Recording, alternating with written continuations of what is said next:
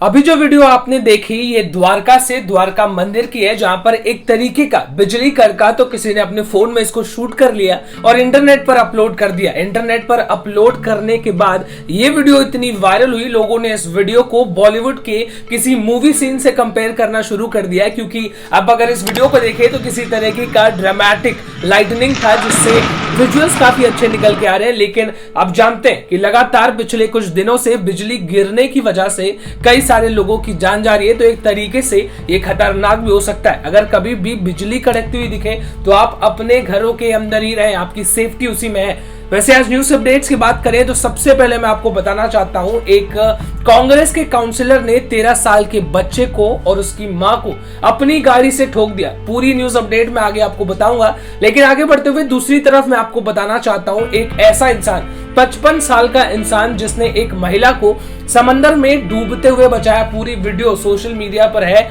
Viral हो रही है। मैं वीडियो आपको आगे दिखाऊंगा, पूरी जानकारी दूंगा, लेकिन उसके पहले आप सभी को मेरा नमस्कार। मेरा नाम है देवेश सिंह। समाचार 2.0 में आप सभी का स्वागत है।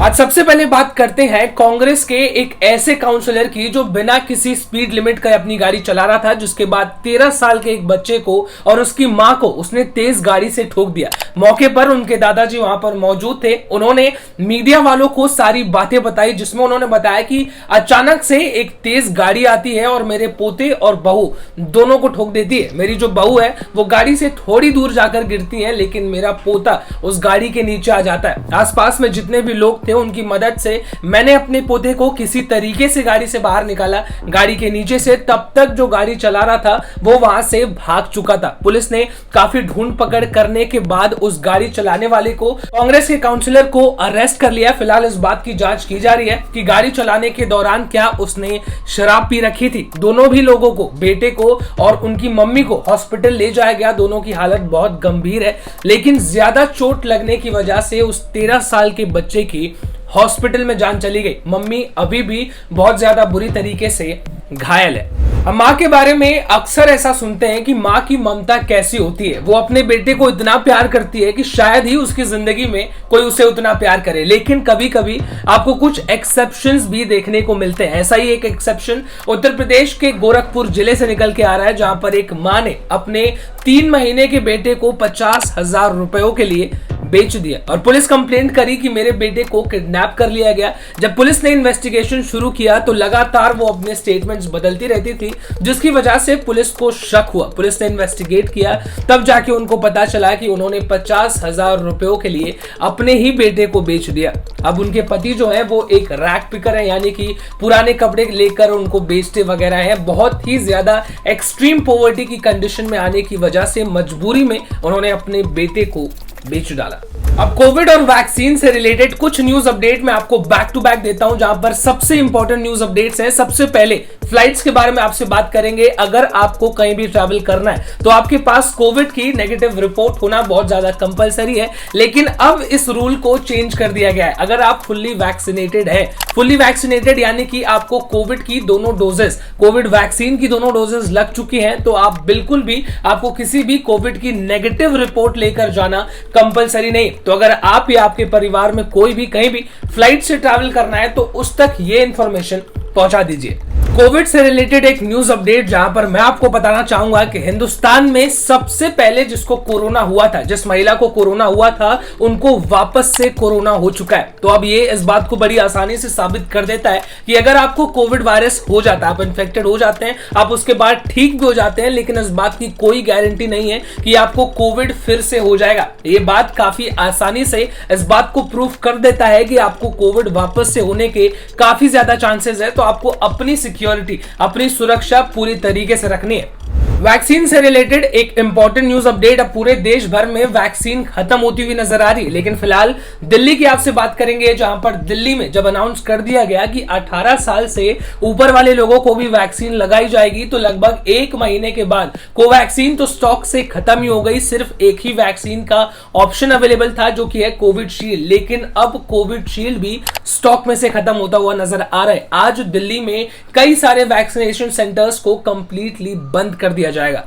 बहुत हो गई सीरियस बातें, अब मैं आपको एक फनी वीडियो दिखाना चाहता हूं जहां पर उत्तर प्रदेश के गाजियाबाद में एक आदमी जो अपने घर में इल्लीगल इलेक्ट्रिक कनेक्शन लेकर बैठा था, उसके घर पे जब इलेक्ट्रिक डिपार्टमेंट वालों ने रेड मारी ये देखने के लिए कि कहां से इसने कनेक्शन ले रखा है, तो ये छुपके से नीचे से ऐसे जा जाकर वायर की कनेक्शन को काटने की कोशिश करता है। लेकिन इलेक्ट्रिक डिपार्टमेंट का एक आदमी उस आदमी से एक कदम आगे होता है, वो जाकर वीडियो बना रहा होता है कि ये कब आएगा, इसको काटेगा और मैं इसको रंगे हाथों पकड़ लूंगा, और उसने बकायदे वैसा किया भी। इस वीडियो पर एक नजर डालिए।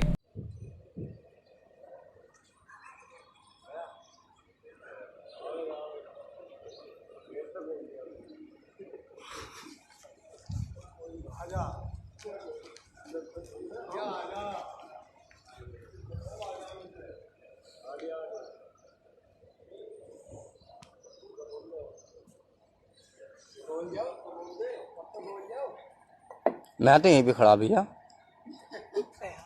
कोविड खत्म हो गया, वैक्सीन की तो लाइन लग गई है, हॉस्पिटलों में बेड आ गए हैं, और ऑक्सीजन की तो मैं क्या ही बात बताऊं, ऑक्सीजन की तो नदियां बह रही हैं।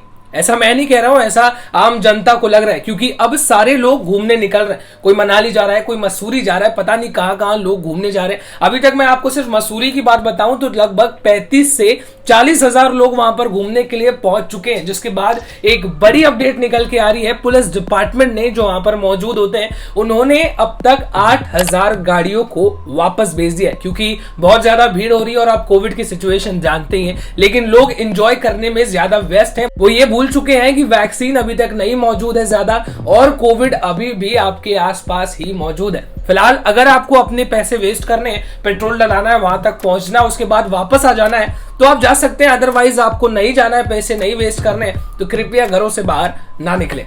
अब अगली न्यूज बताने से पहले मैं आपको एक सीख देना चाहता हूं। अब इतने दिनों से मैं न्यूज बुलेटिन कवर कर रहा हूं, मैंने जितनी भी चीजें पढ़ी हैं, देखी हैं, तो मुझे उससे कुछ समझ में आया जो मैं आपको बताना चाहता हूं। अगर आप कहीं और जाते हैं काम करने, कहीं और रहते हैं, काम करने के लिए जाते हैं, खास करके अगर आप महिला हैं, तो आपको अपने कमरे में या जहां पर आप रह रही हैं वहां पर आपको ये चेक करना चाहिए कि कहीं आसपास कैमरास तो नहीं लगाए गए हैं, क्योंकि महाराष्ट्र के पुणे से एक ऐसी खबर निकल के आ रही है। 42 इयर्स का एक डॉक्टर जो उनके हॉस्पिटल में एक ट्रेनी डॉक्टर थी, उनके बाथरूम में और उनके बेडरूम में उसने स्पाई कैमरास लगा रखे थे। जब उस लड़की को पता चला, पुलिस कंप्लेंट दर्ज करी, तो पुलिस ने आकर उस डॉक्टर को भी फिलहाल अरेस्ट कर लिया। तो ये बहुत बड़ा एग्जाम्पल सेट करता है सभी लोगों के लिए कि वो अपने कमरों में चारों तरफ हमेशा ध्यान रखें कि क्या चीजें चल रही है। अगली बड़ी खबर आसाम से, जहां पर आसाम की सरकार एक नया बिल प्रपोज कर रही है, जिसके अंदर इस बात को रखा जाएगा कि जिस भी इलाके में हिंदू, सिख या जैन इस धर्म को मानने वाले लोग रहते हों, उस इलाके के 5 किलोमीटर के रेडियस के अंदर बीफ नहीं बेचा जा सकता। तो आसाम की सरकार की तरफ से एक काफी बड़ा प्रपोजल।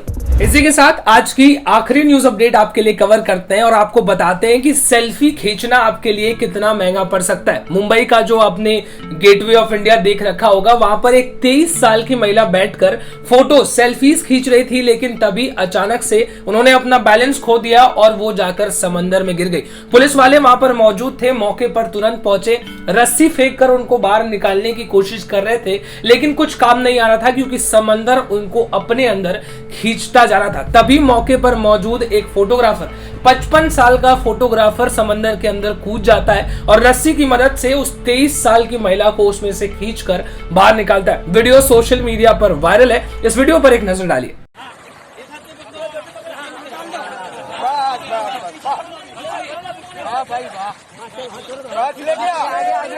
लेके आ जाओ किनारे पे, रस्सी लेके जाओ, रस्सी लेके जाओ, वो साइड में लेके जाओ, रस्सी लेके जाओ, रस्सी लेके जाओ। कुछ नहीं, अभी वो नहीं छोड़ेगा ही नहीं, अभी पकड़ लिया वो। देख दीवार में लगेगा रे, दीवार में लगेगा, देख संभाल के जा, आराम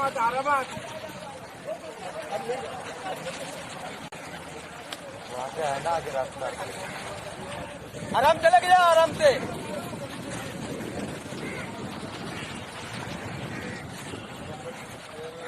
अरे रस्सी पकड़,